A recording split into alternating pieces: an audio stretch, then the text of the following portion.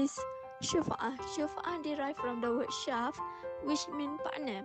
Shuf'ah is the right of a partner to take part with his other friend by substitution, property, or payment.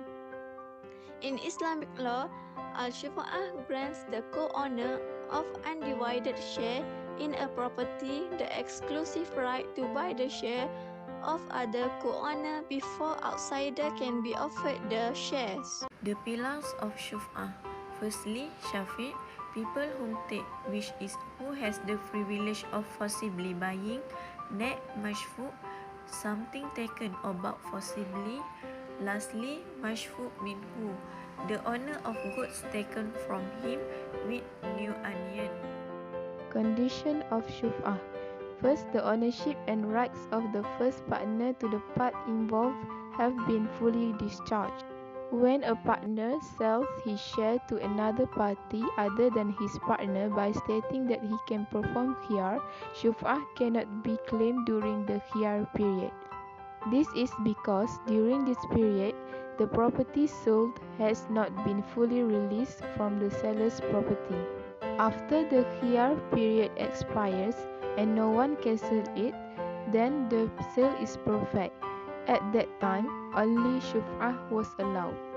Second, the partner claiming Shuf'ah must still have his share of the partnership when the transfer of title to the new partner is made.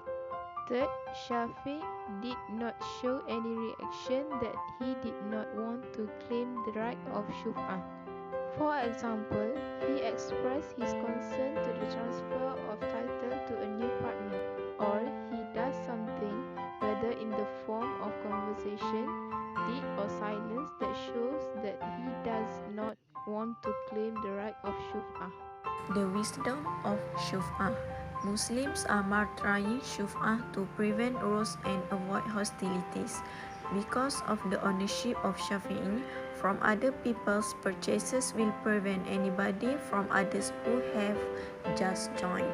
Imam Shafi'i chose the opinion that what is meant by harm, which is danger, is the loss of the cost of distribution.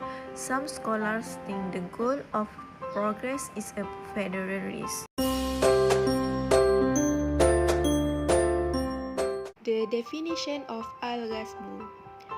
Al-ghasbu according to language has three types of meaning, which are: the first one is taking something in a cruel way.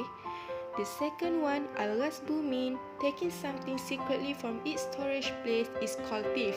By way of arrogance, it is called robbing. By taking control, it is called manipulation.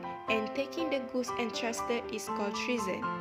And the thirdly is the taking of the rights of another by a person, as well as control over him by means of hostility and oppression. Al-ghasbu has a definition by term. Al-ghasbu carries the meaning of controlling the rights of others in the wrong way, that is by hostility and oppression, or in the other words, taking one's right by force. So, we need to know that the act of confiscate is haram according to Sharia, and it is considered as a major sin. This is based on the Nas, which prohibit encouragement on the property of others, and its harsh punishment will be imposed on the perpetrator. Al-Bukhari said, I heard the messenger of God Muhammad, peace be upon him. Whoever is wrong from the earth is something that has surrounded him from 7 earths. The hadith mentioned in the opener of the throat in a novel about Arawa in the words, who took an inch of the earth unjustly, and in the words of Aisha, by the words, the restriction of an inch, which is to break the cough, and the silence of the tania. An inch is, he mentioned the shubra, a sign of the leveling of a little and a lot in the consciousness. The meaning of encircling is the inclusion of the neglect iron, the verse which is built for the unknown.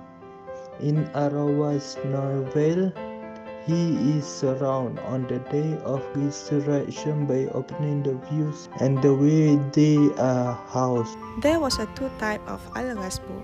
The first one is stealing others' property.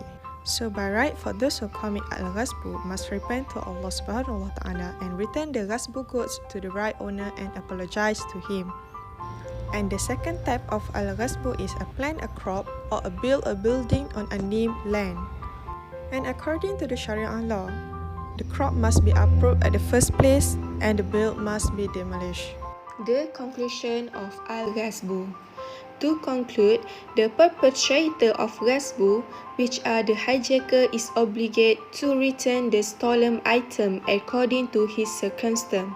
If he destroys it, then he must replace it. Next, the perpetrator of ghasbu must return the addition of something which is by ghasbu, whether the addition merged with the item ghasbu or separate. Something is confiscated if there is a change, there is shortage, or it's become cheap. Then the perpetrator ghasbu bears the shortcoming. And the last one, all hijacking action are void if the owner does not allow it.